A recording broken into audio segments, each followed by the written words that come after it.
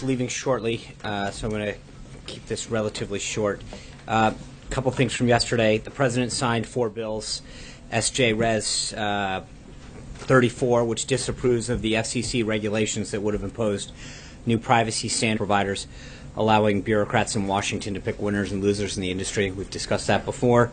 HJ Resolution 83, which disapproves of a Department of Labor regulation extending the statute of limitations for claims against employers failing to maintain records of employee injuries. HJ Res 69, the disapproval of the Bureau of Land Management regulations that would limit Alaska's ability to manage hunting of predators on national wildlife refuges in Alaska. And H.R. 1228, which makes technical amendments to the appointment procedures of members of the Board of Congressional Compliance. One quick note, I mentioned this before, but we've now, the president signed 12 congressional acts. In the past, all presidents combined had signed 1. So I think we have a vastly different attempt to roll back regulatory reforms that are standing in the way of freedom as well as business development. Also yesterday, the president spoke with the president of Peru and the president of Colombia to express his condolences for the devastation and loss of life by recent mudslides in the country. He offered the assistance to the United States government during this tragedy. The president also spoke with President Putin of the Russian Federation to condemn yesterday's attack in St. Petersburg. He offered the full in responding to the attack and bringing those to justice. We had readouts of both of those yesterday. With respect to today, this morning the president hosted a CEO town hall. I think some of you had the opportunity to go over there. The town hall was broken into 4 separate discussions: infrastructure, modernizing government services, workforce development, and the pro-business climate. A report released by the Pew Research Center yesterday showed a historic rise in public opinion about the economy. 58% of Americans say that the current economic situation in the United States is good, which is a 14% jump from last year, the largest one-year improvement. It's also the most positive Americans have been about the economy since before the recession. The American economy is already showing improvements under the president's pro-job, pro-business. The president was glad for the opportunity to speak to the CEOs from many industries about what his administration is doing moving forward to make it even easier to create jobs in America and making it even easier to do business in the country. This afternoon, in fact, literally momentarily, the president will be taking off the White House to go speak at the 2017 North America Building Trades Unions National Legislative Conference. I'm not going to get ahead of the speech, but I think it's fairly safe to say that he looks forward to speaking to the men and women who are building so much around our nation and the issues that mattered most to them, bringing back well-paying jobs, jump-starting American energy, rebuilding our infrastructure, and trade. Later this afternoon, the president will have several meetings, including EPA Administrator Pruitt, Treasury Secretary Mnuchin, Congressman Dana Rohrabacher, Governor Torres of the Northern Marianas Islands. And this afternoon, we will have a background briefing here in this room at 4:30 on the upcoming visit with President Xi at 4.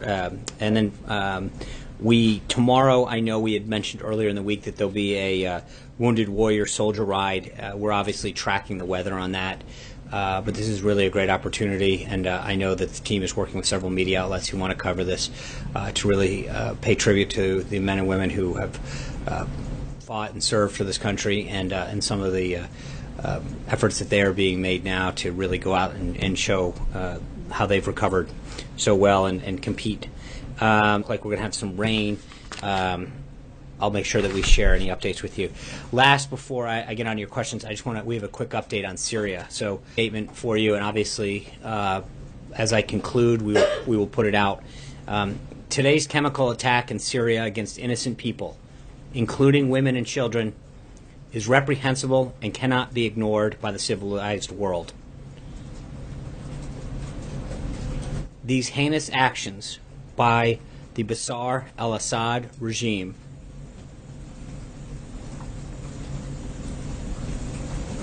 are a consequence of the past administration's weakness and irresolution. Period. President Obama said in 2012 that he would establish a quote-unquote red line against the use of chemical weapons and then did nothing. Period.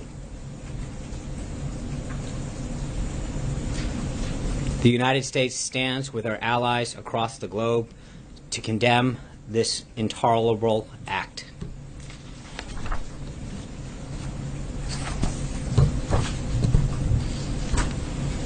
John. Thank you, Sean. I wanted to pick up on that statement.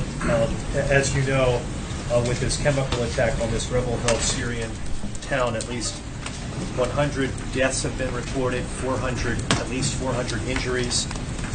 And I hope you could give some clarity in terms of the administration's position on Syria. Secretary of State Tillerson just days ago said that the Syrian people themselves should decide the future of the country. And at the same time, the U.S. ambassador to the UN, Nikki Haley, has said that Assad is a war criminal. So you just criticized President Obama's policy on Syria and the Red Line. What will the administration do in response to what we saw take place there over the past 24 hours? Thanks. I think the statement speaks for itself. I think a couple things. One is statements by both Secretary Tillerson and Ambassador Haley speak to the political realities of the situation in Syria in terms of, I think we had opportunities in the past several years to look at regime change. I think those are fundamentally, the landscape is fundamentally different than it is today. That being said, I think the President has made it clear in the past, and I will reiterate that today, that he is not here to telegraph what we're going to do, but rest assured that I think he has been speaking with his national security team this morning. And we will continue to have that discussion both internally with our national security team as well as with our allies around the globe. But I think the statement pretty much speaks for itself, what we believe that is, and then we'll go from there. Do you think there's any confusion with those two statements that I read earlier, one from Secretary of State Tillerson and the other from the U.S. Ambassador to the United Nations, Nikki Haley? No, as I say, one of them is just a statement or both of their statements with respect to Assad speak to the political reality of. It's great to say, that there is almost an acknowledgement of the reality of the situation, politically speaking, in terms of his standing within the where we stand. There is not a fundamental option of regime change as there has been in the past. I think we would look like, to some degree, rather silly, not acknowledging the political realities that exist in Syria. And that what we need to do is fundamentally do what we can to empower the people of Syria to find a different way. Right now, those statements stand very squarely with what we will do today. I think that the comments in the statement are unequivocal when it comes to how we believe we view this attack on innocent people, the heinous nature of it. But I don't want to get ahead of where we're going from here. Hunter. Just real quick, Sean, are you hold on. Hans, I know. I don't know if the point was to okay, me. no, it wasn't. Hunter is Hans. Hans. Thank you, Sean. I know. I'll get back to you. Thank you. I'm wondering if you're at all concerned to see these reports of the chemical attacks coming right on the heels of the administration suggesting it's open to Assad staying in power. Are you worried there's any correlation between the attacks and the change in posture? No, I don't think that I would hardly characterize it as I forgot the way that you phrased it, but I mean, there's not a comfort level with Assad. I think it's a political reality. That being said, I think the idea that someone would use chemical weapons on their own people, including women and children, is not something that any civilized nation should sit back and accept or tolerate. And I think that is what we were making very clear today. Right, but in addition to you describing Assad as the political reality, Ambassador Haley said the priority is no longer to sit there and focus on getting Assad out. That's a direct quote. So this is clearly a change in posture. Do you think there's any correlation between sort of an almost increased brazenness on his part and I don't, and I think that, like I said, I'm not going to get into it, but I think the President is extremely alarmed at these revelations. He continues to meet with his national security team, and I think there will be further discussions around the globe with our allies as far as the appropriate action. Hans. Thanks, Sean. Are you certain it was the Assad regime? Is it possible that Russia was involved? Do you know the air platform? And then one final, do you know if any Russian forces were with Assad regime forces that launched the chemical attack?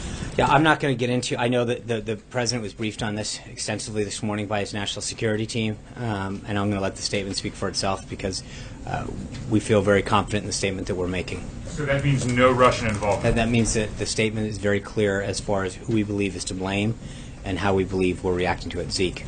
Thanks, Sean. In the statement, you were sharply critical of the past administration's policy with regards to Syria. I was hoping you can clarify, when does the president believe that he takes ownership of foreign policy?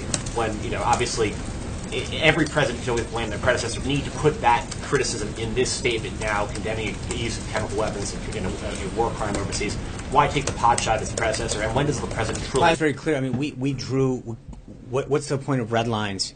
America's credibility was at stake, and I think the president wants to point it out that it was a red line, and they did cross it. We did have alternatives to regime change, and they weren't taken. And I think that's a very, very different... important to acknowledge the difference in the change in our posture and how we will go out from here. So I think it is a big difference. That change in the posture. I understand. The statements speak for itself. I think I'm not going to get into what actions we're taking. Obviously, I get you want to do that. That's the decisions that the national security teams continue to make recommendations to the president. But until we do anything, I'd rather not get ahead of it. So the next crisis, maybe it's not Syria. Well, is the president going to criticize President Obama for trade policies when he meets with President Xi later this week? Is it every foreign policy statement something happens? It's going to depend. I mean, I don't want to say yes or no. I mean, I think that's going to depend on, what our posture was towards that country or regime or policy. I don't know. Did you ask that same question of President Obama when they literally spent a year or 2 years blaming the Bush administration for everything that was wrong? Right now, we're 70-something days into it. I think there's no question what their position was with respect to Syria in terms of red lines and regime change, and the lack of action that they did take. I think we want to make sure that we're very clear that there is a different posture. Is President Trump willing to redline to discourage the Assad regime from using chemical weapons on his own people? I think that the statement is pretty clear on this trade. The United States stands with our allies to condemn this intolerable attack, and I think going forward we will have more on this. But I'm not. I think we want to be very clear where we stand. I know countries throughout Europe are reaching out, making it clear what their position is. There's been some calls for action in the UN Security Council. I think at this point, as things develop, I'm not ready to talk about our next step, but we'll get there soon. Caitlin. Does the White House agree with Rand Paul that Susan Rice should testify? I think that's, again, I'm not going to start getting into who should testify, but I do think that it is, I know that she's about to make comments to a host to minimize this, but it is interesting. She was the one who went out and said she, quote, had nothing to do with this on a program a few weeks ago, and now, continues to see more and more reports. So I think, it's not for me to decide who should testify or how they should do it, but I do think that there is a sharp contrast between a few weeks ago when she was very public and saying she, quote, had nothing, didn't have any clue what Chairman Nunes was. Now we're finding out that she's trying to figure out how she can go to some kind of friendly way of discussing this. But all yesterday there was an opportunity, from my understanding, of several people to think, except for, quote, one network described it as a person close to her, which I think is rather interesting, that you would assume that if you stood by the comments that you made several weeks ago, that you wouldn't need someone who just was close to you to defend it. Steve. It's like CNN saying that it's a diversion. That the Susan Rice story is a diversion. I think, speak for themselves. I find it interesting that I don't know how many reports. I get that at some point they have an invested angle and narrative in this, but the reality is, and again, I'm not going to keep going into every turn and twist about this, but I think that, as I noted yesterday, the more we find out about this, the more we learn that there was clearly something there and that there was a lot of activity. We both on the record and in comments talk about their activities. I think that it's interesting, as I noted yesterday, and I read some of the comments afterwards, but the default from at least some media outlets seems to be to rush to the defense of the Obama administration and the activities there instead of so-called want to get to the bottom of this. But there is an immediate attempt to defend certain actions like that on one side of the aisle and an immediate rush to judgment on the other side, which I get that people don't like to hear that, but that is the reality. If you look at the two situations that occurred, there's no question the way that some networks are handling one set of circumstances versus another, it is clearly an attempt to preserve a narrative and to defend one side of the aisle versus another.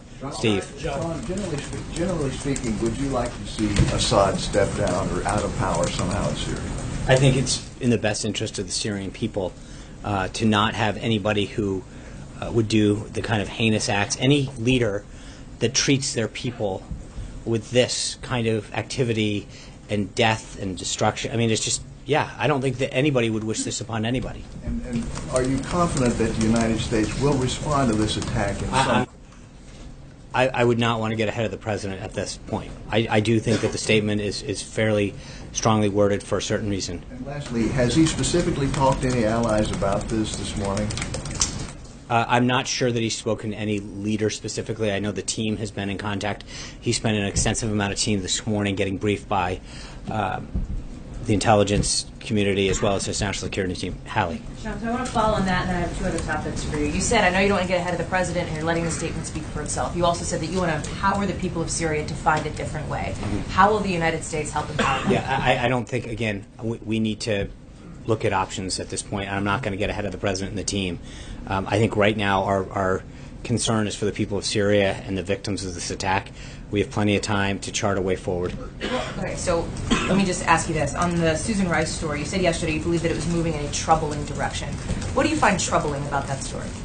Well, I find it troubling that someone would go out and talk about the fact that they, quote, had, and again, I'm paraphrasing because I don't have the exact quote in front of me, but I believe she made something to the comments. I have no idea what Chairman Nunes is talking about. And then through a person apparently that's close to her, continuing a narrative, but yet more that there was something there. And there's a question I've seen enough. You saw former Director Brennan talk about that if people were leaking this information, you have questions about what was the motive behind it. If it didn't have intelligence value, if it wasn't part of an ongoing investigation, what was the reason that somebody would have been amassed? The extent to which it goes.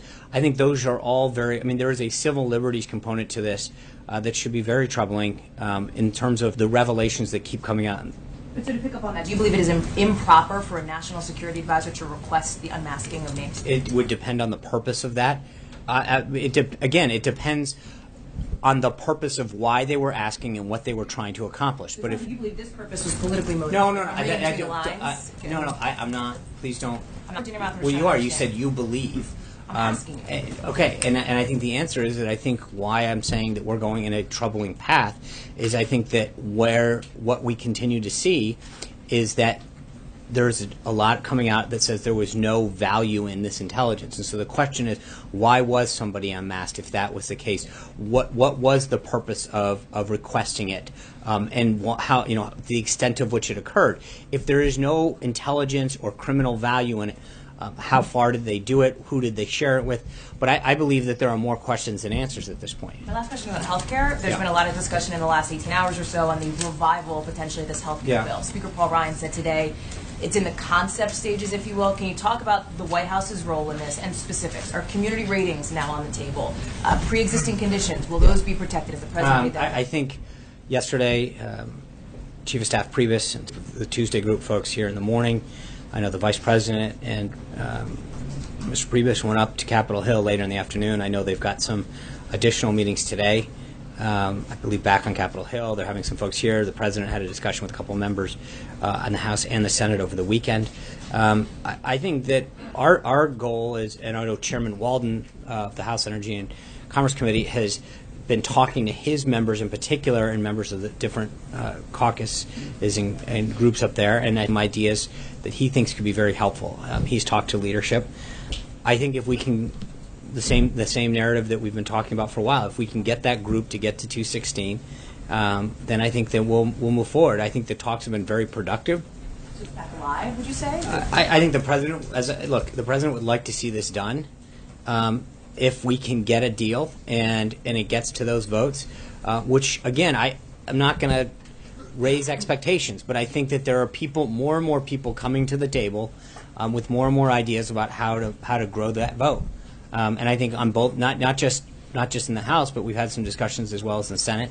But I think both the Chief of Staff and the Vice President feel very optimistic with the tone of the conversation and the ideas that are coming out and the willingness of folks to find common ground.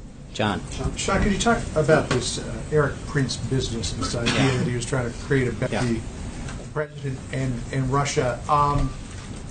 His closeness to this administration, his sister being the education secretary, certainly creates an appearance, but could it also be problematic for the White House from the standpoint of, well, this is what the Obama administration might have been looking into in scanning intelligence reports? Look, the thing that's interesting about the story is when you look at it, I mean, respectfully, I would call it flimsy. I mean, they use the first thing. The meeting took place around January 11th.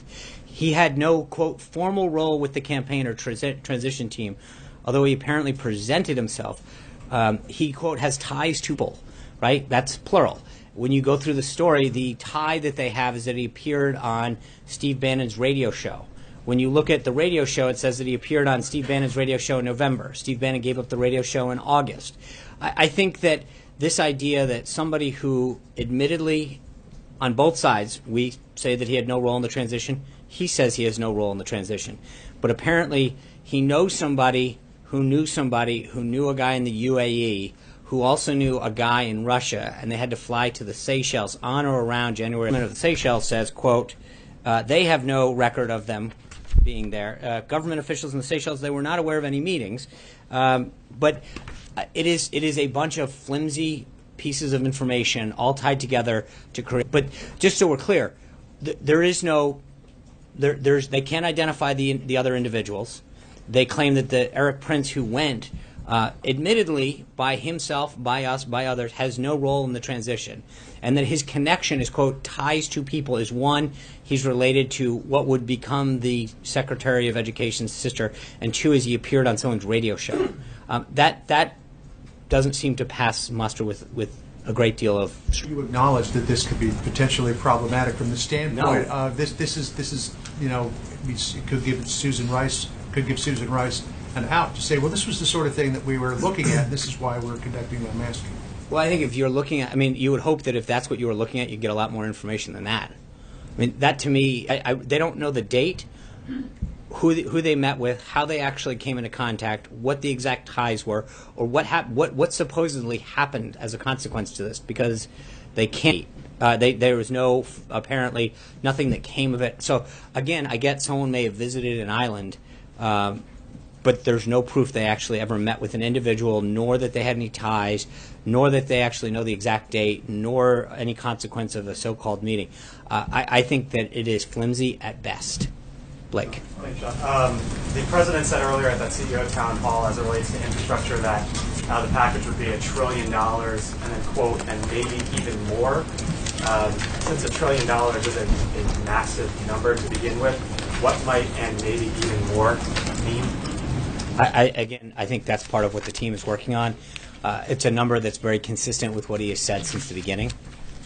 So I don't know why this should be any different than. It's consistent with the numbers that he's used. And then let me ask you about Dodd-Frank. He also said that he wants to take a haircut to it.